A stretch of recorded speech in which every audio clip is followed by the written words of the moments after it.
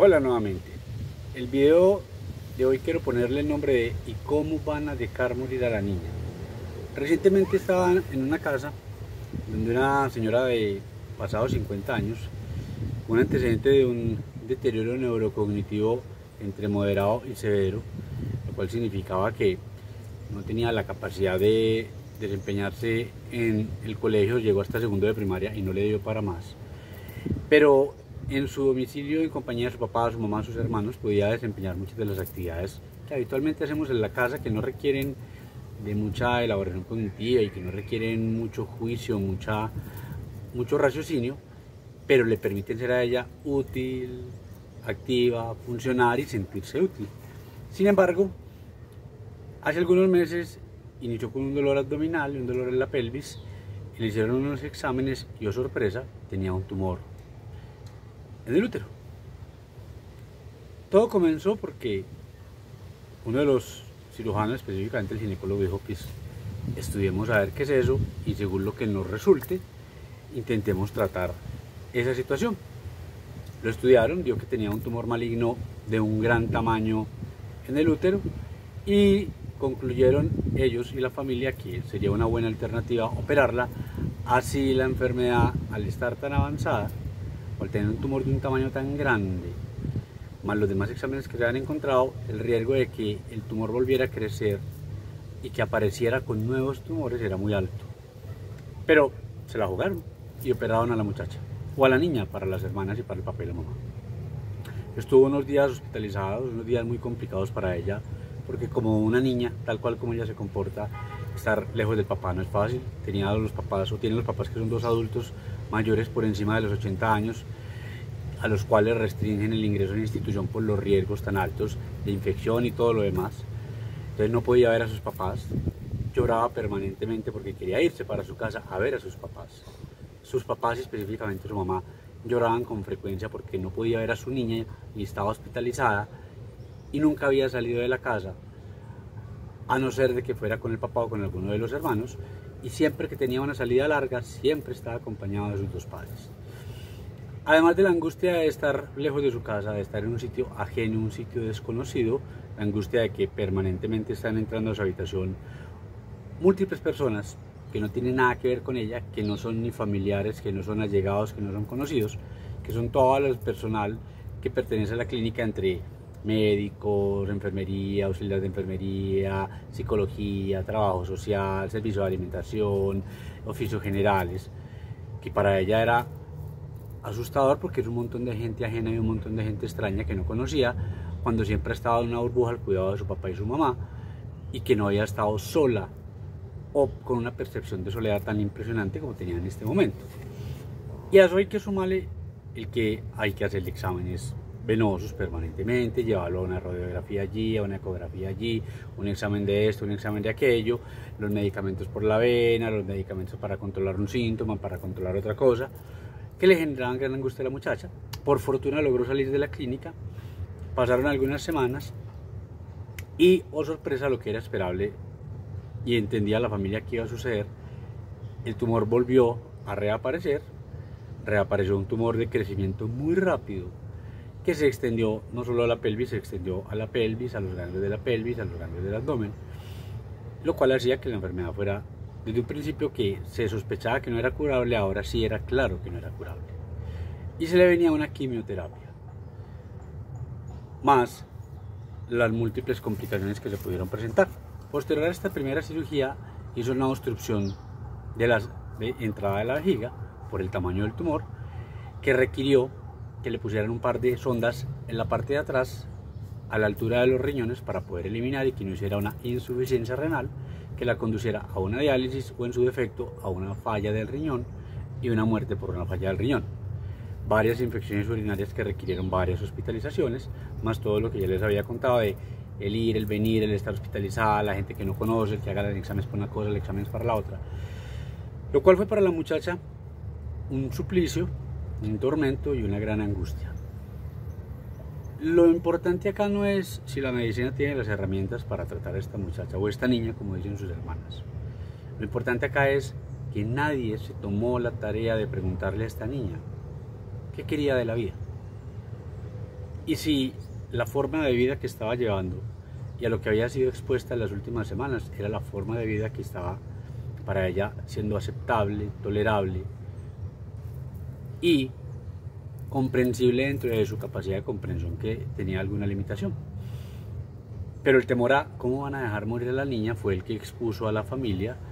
a iniciar una serie de procedimientos e intervenciones para lograr alargarle el tiempo de vida asociado a unas condiciones de disconfort, de malestar, de sufrimiento, que en última instancia para una persona que tiene un pensamiento infantil, que no mide el tiempo, que no piensa en futuro, que no piensa en el mañana, que piensa en el hoy y que piensa en que todas las necesidades básicas estén satisfechas hoy, era un desastre porque les estaban generando una expectativa a futuro cuando ella no entendía sobre esa expectativa a futuro para qué, pero no porque no tenía la conciencia de lo que es un cáncer, de lo que es un cáncer avanzado, pero sí tenía la conciencia de poderse morir y que implicaba una enfermedad que la conducía al morir. Bueno, al fin y al cabo le pregunté yo a la niña, ¿qué crees de tu enfermedad? ¿Qué crees de la vida? Y ella me dijo, me quiero aliviar. Entonces yo le pregunté yo, pero si aliviarte significa que tengas que seguir usando esas bolsas atrás.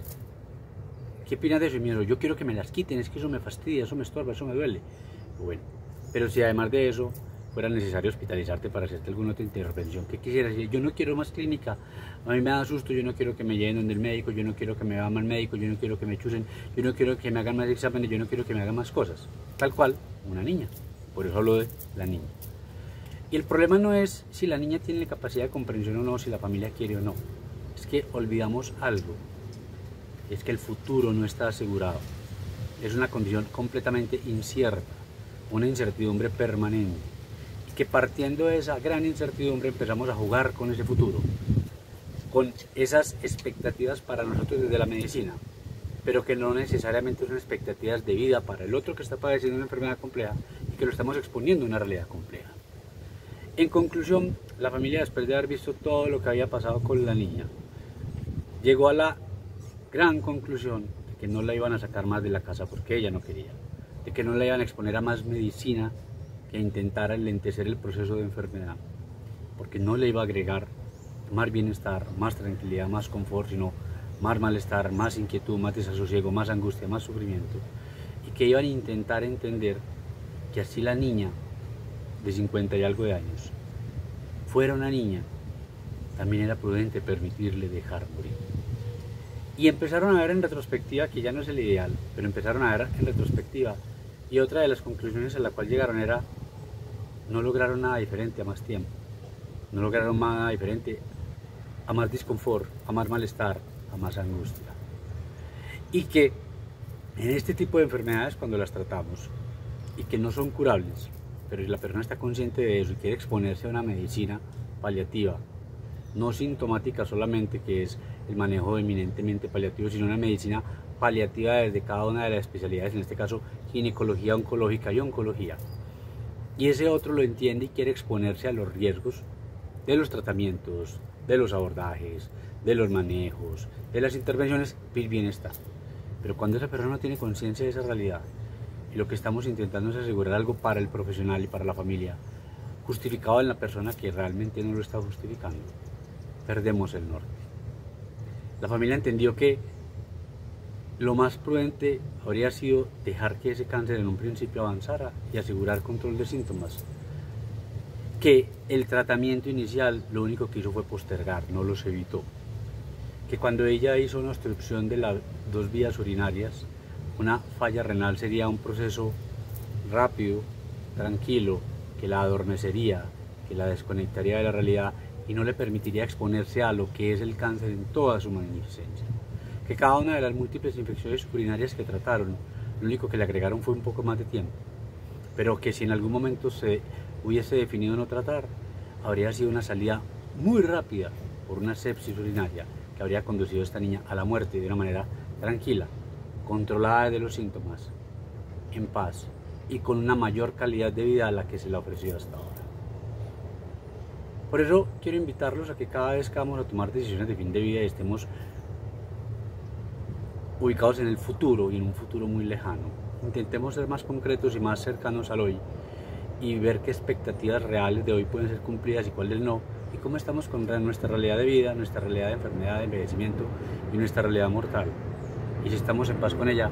es prudente poder desistir, como también es prudente que nos queramos hacer muchos tratamientos. Y no tenerle miedo a nuestra mortalidad, el no tenerle miedo a la enfermedad, el no temerle al envejecimiento, el no temerle a la muerte, es temerle a no saber tomar decisiones y que la repercusión generará unas condiciones que nos pueden generar más terror y más pavor que la propia enfermedad, el propio envejecimiento y la propia muerte. Por eso, con esta niña, como pasa con otros muchos, en condiciones semejantes, no es la técnica la que define, es la condición sociofamiliar, cognitiva, emocional, espiritual, pero fundamentada en un presente que pueda ser asegurable, no en un futuro que es completamente incierto. Muchas gracias.